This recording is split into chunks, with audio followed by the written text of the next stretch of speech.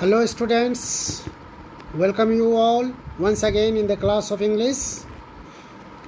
Student, we have already finished the chapter, the Narayanpur incident, and we all have discussed all question answers in the exercise. Today we are going to conclude the chapter with the exercises based on grammatical topics, and that is understanding the text, grammar and uses, and words in use. So let us see students here. That is here first grammar and uses based questions.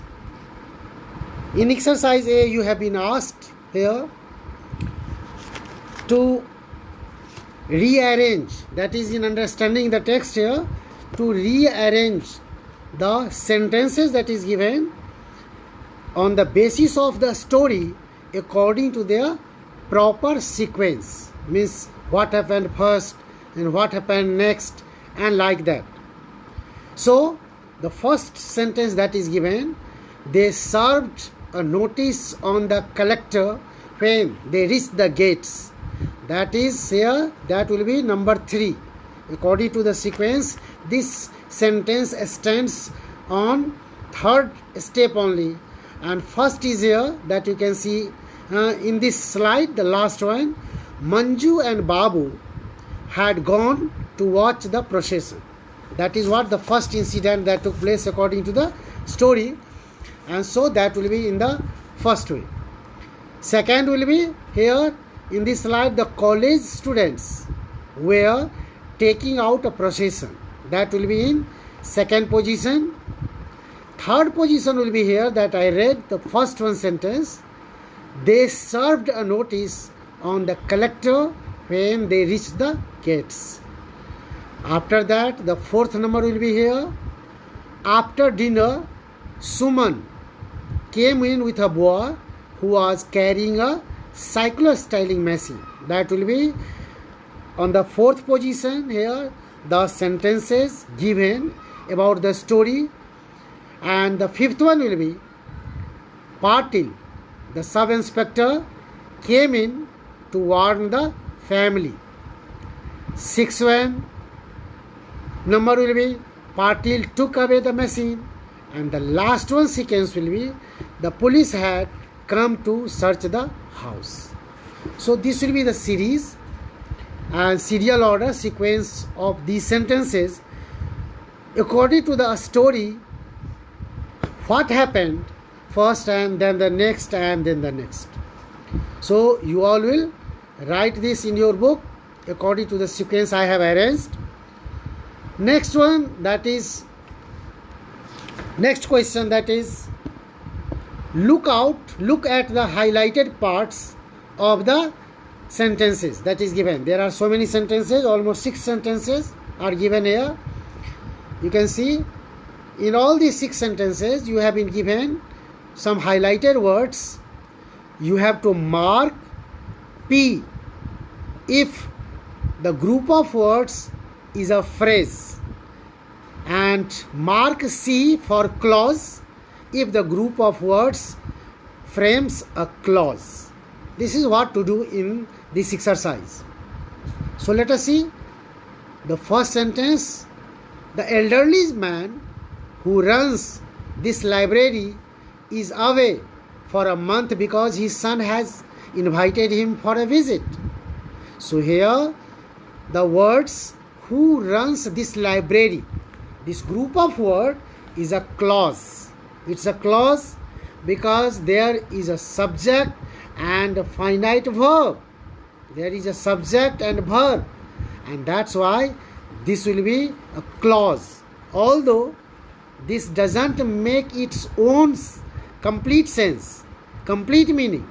It depends on the other part of the sentence to make its complete meaning, and that's why it is called clause, and that is subordinate clause. The elderly man who runs this library is away for a month because his son has invited him for a visit. So highlighted words who runs this library is a clause, and so is here written C for clause. We were caught in a sudden and heavy downpour on our way back home after we dropped you off. So underline words here, in a sudden and heavy downpour is phrase, not clause. This group of words has not a subject and verb. These are group of words which has a sense, little sense, but not complete meaning. And you know what is difference between a clause and phrase? Phrase is a group of words which has a sense but not complete meaning. Clause is a group of words which has subject and a verb. So that is called clause. So let us now go and see the other sentence. What is the highlighted words given there? This blue and red sari is woven in the exquisite ikat designs in Orissa. The name of design is ikat. So this blue and red sari is woven in the exquisite ikat designs in Orissa. This group of words in highlighted color, exquisite ikat designs in Orissa, is phrase. Very clear. You can see these words has no subject, no verb. These are group of words. It has meaning but not complete sense, complete meaning. That's why it is a phrase. So here we have written the short form of phrase P. I understood the book much better after I watched the film based on it. The highlighted words in this sentence, after I watched the film based on it, is clause. Why it is clause? Is very clear. You can to just reply. After I watched the film based on it.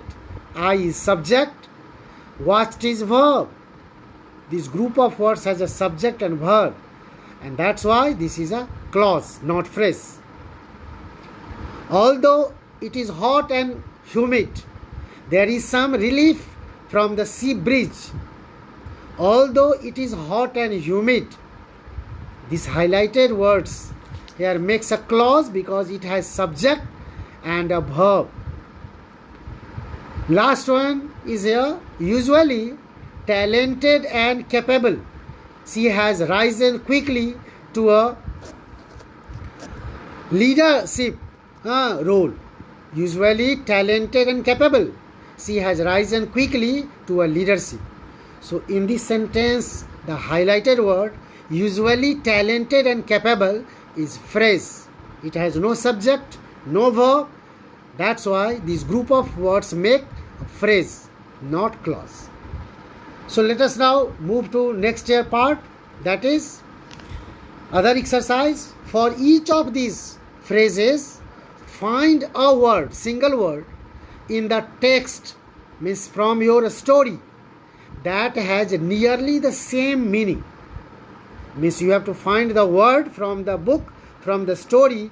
Paragraph number is given at last of this expression, so that word, single word, will have the similar meaning, same meaning, like this expression, explanation. Let us see the first. With an excited, impatient feeling.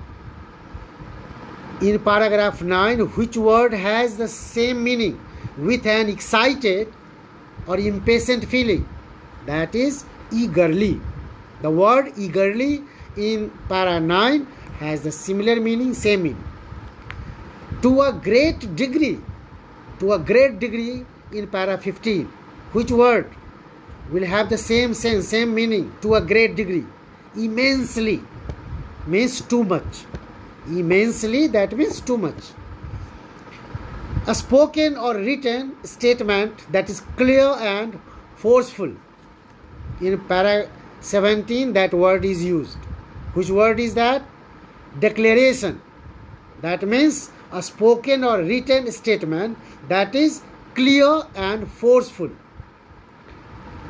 Go away or leave. That word you will find in para 19, and that is quit. which means go away or leave. Looked very carefully because something was difficult to see. And for that, the single word you will find in para 26 is peered. That means looked. This is peered. Word is peer. It is past tense, peered. So explanation is also in past. Looked very carefully because something was difficult to see. Let's now go to next one. In a state of watchfulness. In para 27, the word is alert. Alert means in a state of watchfulness. Suddenly frightened. In para 27 only, and that is tensed. Watching or observe secretly. In para 44, that is spying. Carried with difficulty. In para 55, and that is lugged. Say loudly. In para 67, the word is announce. So let us see now. There we have here more exercise, and that is next one. Complete, that is in words in use. Complete these sentences by using the correct time expression from the box, and that is given in the box. I have used in the sentence here. That expression I have not put here on the screen, so you may see clearly. In those days, the sentence was here. For printing books, they used to set the type by hand. There was again blank, next blank. It is done by machines, of course. So in the first blank will be, in those days, for printing books, they used to set the type by hand. And in second sentence, the blank will be filled with, nowadays, it is done by machines, of course. Second one, we have no more places on this course at this moment, but if you leave your address, we will get in touch with you. So here in second sentence, the expression to be filled will be at this moment. In third sentence, I am not sure where she is. In the blank will be at present. I am not sure where she is at present. But if you give me your telephone number, I will ask her to call you. Fourth one, sentence fourth one. Please wait here for a while. The doctor will see you presently. Students, these are very important exercises, and it is supposed that you all will write in your copy and will learn and revise it. The last in this series is here. I lived in Bhutan in the 1990s at the same time as Meera. So the last blank will be filled with expression at the same time as Meera. I am sure that you must have understood all these explanation I have given you right now. You will note down all these things in your book and will learn them by heart well. Thank you, students. Thank you very much being with me. Thank you.